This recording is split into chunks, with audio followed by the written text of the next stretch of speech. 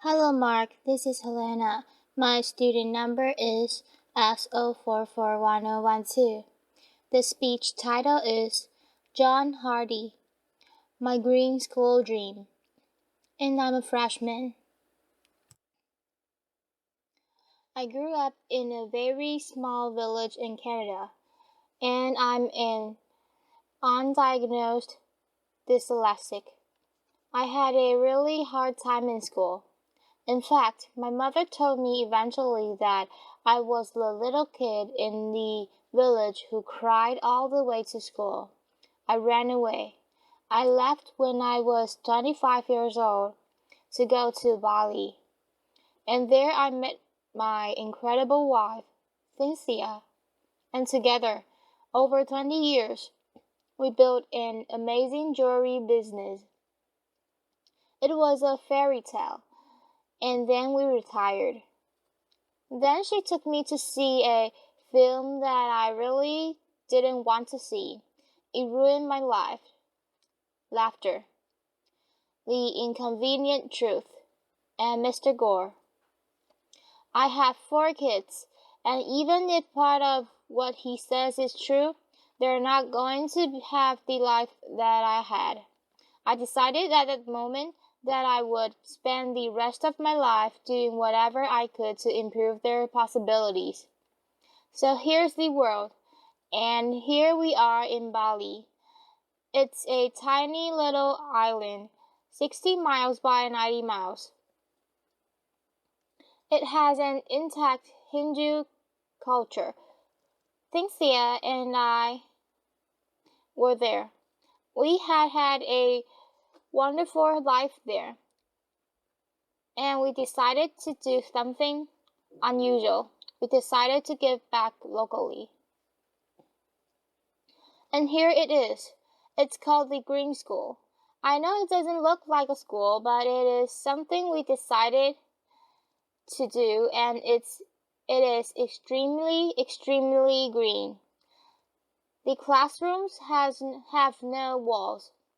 The teacher is writing on a bamboo blackboard.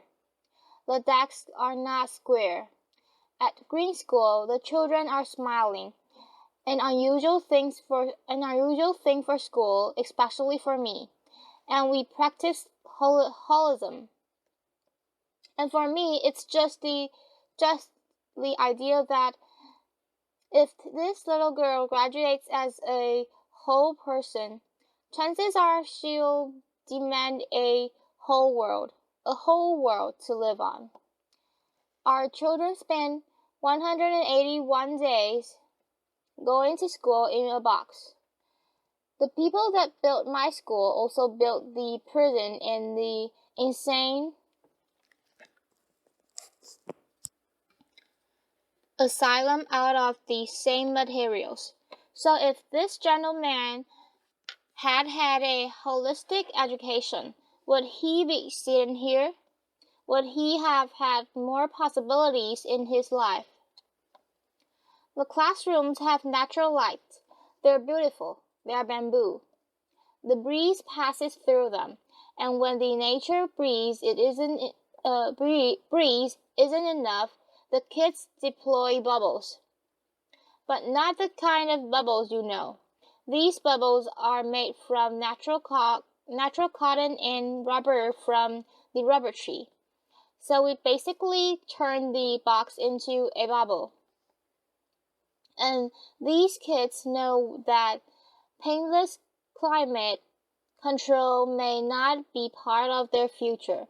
We pay the bill at the end of the month, but the people that are really going to pay the bill are our grandchildren. We have to teach the kids that the world is not indestructible. These kids did a little graffiti on their desks, and then they signed up for 2 extra courses. The first one was called sanding, and the second one was called rewaxing. But since that happened, they own those desks. They know they have control their world. We're on the grid. We're not proud of it, but an amazing alternative energy company in Paris is taking us off the grid with solar. And this thing is the second vortex to be built in the road, in a 2.5-meter drop on the river. When the turbine drops in, it will produce 8,000 watts of electricity day and night.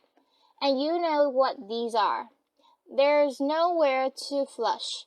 And as long as we are taking our waste and mixing it with a huge amount of water, you are all really smart. Just do the math. How many people times how much water? There isn't enough water. These are compost toilets, and nobody at the school wanted to know about them, especially the principal. And they work. People use them. People are okay. It's something you should think about doing. Not many things didn't work. The beautiful canvas and rubber skylights got eaten by the sun in 6 months. We had to replace them with recyclable plastic. The teachers dragged giant PVC whiteboards into the classroom. So we had some good ideas. We took old automobile windshield, put paper behind them, and created the first alternative to the whiteboard. Green School sits in South Central Bali, and it's on 20 acres of rolling garden. There's an amazing river traveling through it, and you can see there how we managed to get across the river. I met a father the other day. He looked a little crazed. I said, "Welcome to Green School." He said, "I've been on an airplane for 24 hours. I asked him, "Why?" He said, "I had a dream once about a green school, and I saw a picture of this green school I got on an airplane. In August, I'm bringing my sons." This was a great thing. But more than that, people are building greenhouses around Green School, so their kids can walk to school on the paths. And people are bringing their green industries, hopefully their green restaurants, to the Green School. It's becoming a community. It's becoming a green model. We had to look at everything. No petrochemicals in the pavement. No pavement. These are volcanic stones laid by hand. There are no sidewalks. The sidewalks are gravel. They flood when it rains, but they're green. This is the school buffalo. He's planning to eat that fence for dinner. All the fences at greenhouse are green, and when the kindergarten kids recently moved their gate, they found out the fence was made out of tapioca. They took the tapioca roots to the kitchen, sliced them thinly, and made delicious chips. Landscaping. We managed to keep the garden that was there running right up to the edge of each of the classrooms. We dropped them gently in. We made space for these guys who are Bali's last black pigs. And the school cow is trying to figure out how to replace the lawnmower on the playing field. These young ladies are living in a rice culture. but they know something that few people know in a rice culture. They know how to plant organic rice. They know how to look after it. They know how to harvest, and they know how to cook it. They're part of the rice cycle, and these skills will be valuable for them in their future. This young man is picking organic vegetables. We need 400 people lunch every day, and it's not a normal lunch. There's no gas. Local Balinese women cook the food on sawdust burners using secrets that only their grandmothers know. The food is incredible. Green School is a place of pioneers, local and global. And it's a kind of microcosm of the globalized world. The kids are from 25 countries. When I see them together, I know that they're working out how to live in the future. Green School is going into its third year with 160 children. It's a school where you do learn reading. One of my favorites. Writing, I was bad at it. Arithmetic. But you also learn other things. You learn bamboo building. You practice ancient Balinese arts. This is called mud wrestling in the rice fields. The kids love it. The mothers aren't quite convinced. Laughter. We've done a lot of outrageous things in our life, and we said, okay, local. What does local mean? Local means that 20% of the population of the school has to be Balinese, and this was a really big commitment. And we were right. And people are coming forward from all over the world to support the Balinese scholarship fund, because these kids will be Bali's next green leaders. The teachers are as diverse as the student body. And the amazing thing is that volunteers are popping up. A man came from Java with a new kind of organic agriculture. A woman came from Africa with music.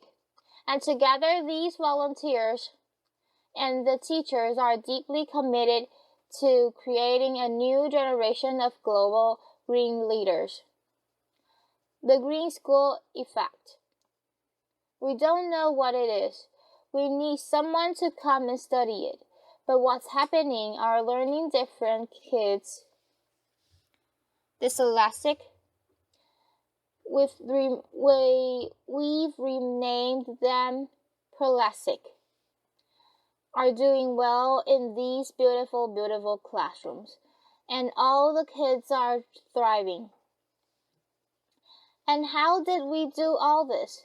On giant grass. It's bamboo. It comes out of the ground like a train. It grows as high as a coconut tree in 2 months, and 3 years later it can be harvested to build buildings like this. It's as strong and dense as teak, and it will hold up any roof. When the architect came, they brought us these things. And you've probably seen things like this. The yellow box was called the administration complex. Laughter. We squashed it. We rethought it. But mainly we renamed it the heart of the school. The heart of school. And that changed everything forever. It's a double